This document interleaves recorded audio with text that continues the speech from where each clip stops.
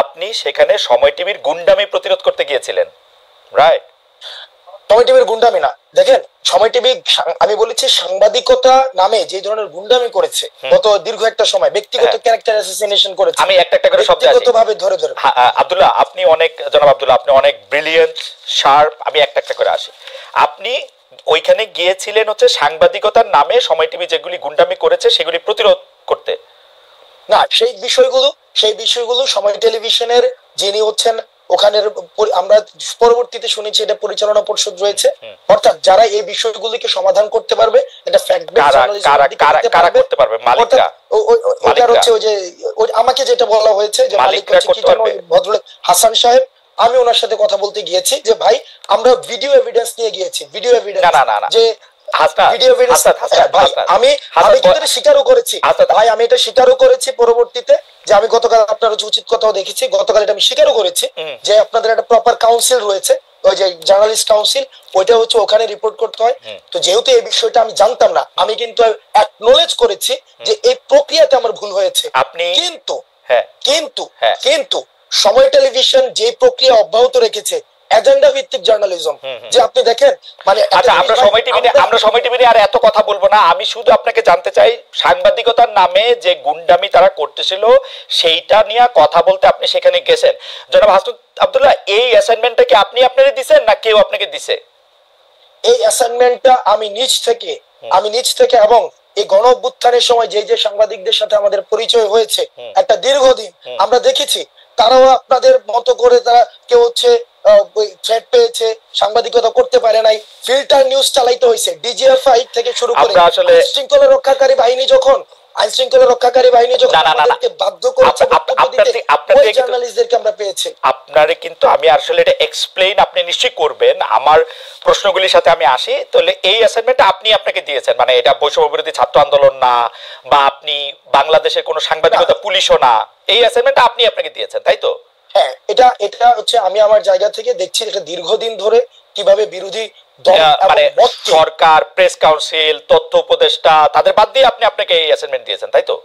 তাদের সাথে কথা বলা না, তাদের সাথে আমি কোনো কথা বলি নাই। এই অ্যাসাইনমেন্টের আপনার সাথে যারা ছিল, আপনার সাথে যারা ছিল, যেমন করে দরকার নাই করে ফেসিস্ট হাসিনাকে পতন করার জন্য আমরা প্রেস কাউন্সিল, ওই যে তারপর যে উপদেষ্টা, তারপর হচ্ছে ওদের সাথে যে কথা বলেন নাই সেইভাবেই আপনারা বলেছেন, সেইভাবে বলেছেন। ধরেন সেইভাবে আর কি কি জায়গায় আপনি যাওয়ার জন্য আগ্রহ বোধ করেন সেটাও আমরা শুনবো, পুরো আলোচনাটাতে যাই। মনে করেন যে ফেসিস্ট হাসিনা, কোনো সন্দেহ নাই হাসিনার জায়গা থেকে হাসিনা মিডিয়াকে ধ্বংস করেছে, গলা চিপে রেখেছে, এটা আমি বারবার বলতে চাই, বারবারই বলবো।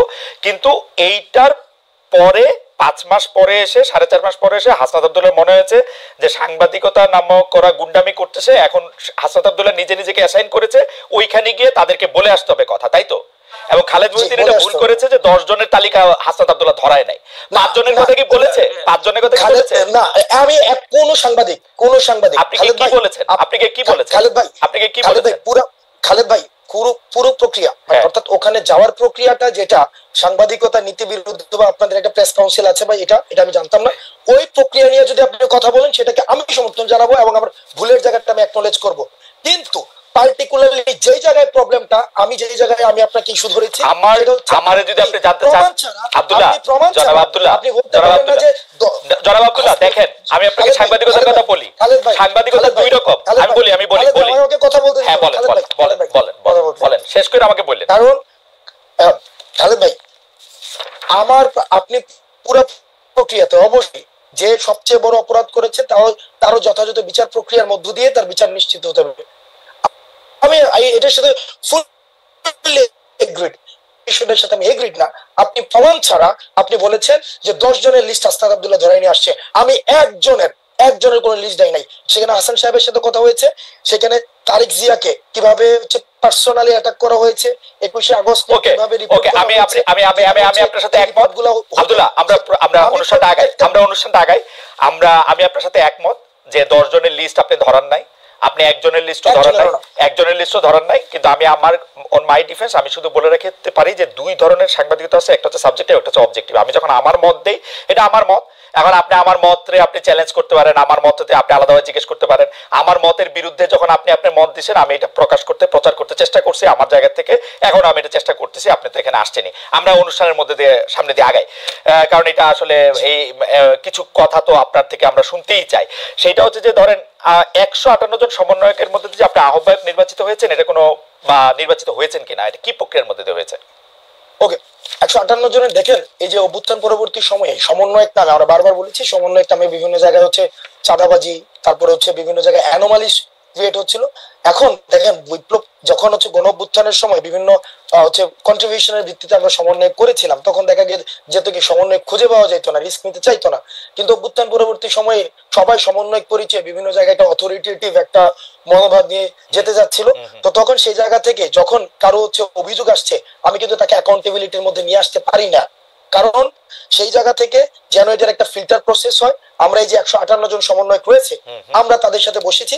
হয় এবার এই মিটিং 158 জন ছিল কিনা সেটা হচ্ছে একটা বিষয় না, ওই মিটিং 158 জন ছিল না, কিন্তু অধিকাংশ আমরা সেখানে মিটিং বসেছি, অধিকাংশই, যাতে করে আমরা অভ্যুত্থান পরবর্তী সময়ে এই অভ্যুত্থান প্রতি বিপ্লবের যে বিভিন্ন কথাবার্তা গুলো বিভিন্ন সময় এসেছে এবং আমরা বিভিন্ন সময় বিভিন্ন মুভমেন্ট গুলো করেছি, সেই জায়গা থেকে আমরা এটাকে একটা প্রক্রিয়ার মধ্যে নিয়ে আসার জন্য অধিকাংশের মতামতের ভিত্তিতে আমি আহ্বায়ক হয়েছি। সার্জিস হচ্ছে অধিকাংশের মতামতের ভিত্তিতে, এটা আমার জানা ছিল, অধিকাংশের মতামতের ভিত্তিতে, অধিকাংশ সমন্বয়কের মতামতের ভিত্তিতে, মানে আপনারা একটা ভোটাভুটি করেছেন, তাই তো? না, ওইটা ভার্বালি, সেটাকে আমরা হচ্ছে প্রথমত আমরা সবাই একসাথে বসেছি, বসে আমরা একটা সিদ্ধান্ত নিয়েছি যে এই যে বিভিন্ন অভিযোগ আসছে, আমার বিরুদ্ধে অভিযোগ আসতে পারে, তখন সেটার অ্যাকাউন্টেবিলিটি প্রক্রিয়াটা কি হবে। ঠিক আছে, মানে এই প্রক্রিয়াটা আমরা বুঝছি, মানে ঘটনাটা হচ্ছে যে আহ্বায়ক পদে অধিকাংশের মানে কি বলে বাচনিক মতামতের ভিত্তিতে লিখিত কোনো কিছু না, আপনি নির্বাচিত হয়েছেন, তাই তো? হ্যাঁ, এটা ভার্বাল, বাচনিক, সুন্দর একটা শব্দ। হ্যাঁ, আপনি নির্বাচিত হয়েছেন। আর কোন ক্যান্ডিডেট ছিল আহ্বায়ককে, না আপনিই ছিলেন শুধু? না, আহ্বায়ক ক্যান্ডিডেট বলতে কি ওখানে এরকম হয় না যে 3-4 জন দাঁড়াইছিল আহ্বায়ক পদে, কয়েকজন সদস্য সচিব পদে, বিষয়টা এমন না। বিষয়টা ছিল এরকম যে কাকে হইতে পারে, কে হচ্ছে এখন কাকে আমরা দায়িত্বটা দিতে পারি, সেক্ষেত্রে বেশ কয়েকজনের নাম আলোচনায় আসছে। আর আমার নামটা সেক্ষেত্রে অনেকে অপোজ করেছেন, আহসান ভাই হওয়া উচিত না, অনেকে বলেছেন আহসান ভাই, বেশিরভাগ যাই হোক, একটা মানে মোটামুটি একটা কথা, তারপর হচ্ছে যে একটা আলোচনা, একটা বাচনিক সংলাপ, এগুলির মধ্যে এটা হয়েছে। থ্যাংক ইউ, আমার আর কিছু জানা নাই। আচ্ছা, বাচনিক, হ্যাঁ, 2 নম্বর কথা হচ্ছে যে এই যে জুলাই বিপ্লবের ঘোষণাপত্র 31 ডিসেম্বর আপনারা দিবেন, এইটা নিয়ে সিদ্ধান্ত আপনারা কবে নিয়েছিলেন? কেন আমি আপনাকে এই প্রশ্ন করতেছি যে এইটা নিয়ে সরকারের সঙ্গে আপনারা আলোচনা করছিলেন, কারণ আমরা দেখছি যে আপনারা যখনই জুলাই ঘোষণাপত্রের ঘোষণা দিলেন, জুলাই বিপ্লবের ঘোষণাপত্র করবেন, তখন সঙ্গে সঙ্গেই প্রেস সচিব, প্রায় সঙ্গে সঙ্গেই সরকারের প্রেস সচিব বলছে জুলাই বিপ্লব ঘোষণাপত্রের সঙ্গে সরকারের কোনো সম্পর্ক নেই, আপনার নিশ্চয়ই মনে থাকবে। 2 দিন পরে আবার তারা বলছে যে ঘোষণাপত্র বিষয়ে সরকারের মানে এই ঘোষণাপত্র দিবে হচ্ছে সরকার, তাই না? আমরা আপনার কাছে জানতে চাই যে এই আলাপটা আপনারা সরকারের সঙ্গে করছিলেন কিনা, সিদ্ধান্তটা কবে নিলেন যে জুলাই বিপ্লবের একটা ঘোষণাপত্র দিবেন? আমরা একটু আলোচনার স্বার্থে জুলাই বিপ্লবের ঘোষণাপত্র কেন প্রয়োজনীয় সেটা নিয়ে পরে আলাপ করি। মানে আপনার সিদ্ধান্ত কবে নিলেন এবং সরকারের সঙ্গে আলোচনা করছিলেন কিনা? ওকে, তবে আমি বলার সময় হচ্ছে আমি একটা মানে এই সময় ইন্টারফেয়ার করেন, আমি মানে ইন্টারফেয়ার করলে সেই ক্ষেত্রে বলতে অসুবিধা হয়, মানে আমি জাস্ট অনেকক্ষণ ধরে বলবো না। একটা বিষয় হচ্ছে যে আমরা কখন প্রয়োজনীয়তা বোধ করলাম যে এই যে জুলাই গণঅভ্যুত্থানের একটি ঘোষণাপত্র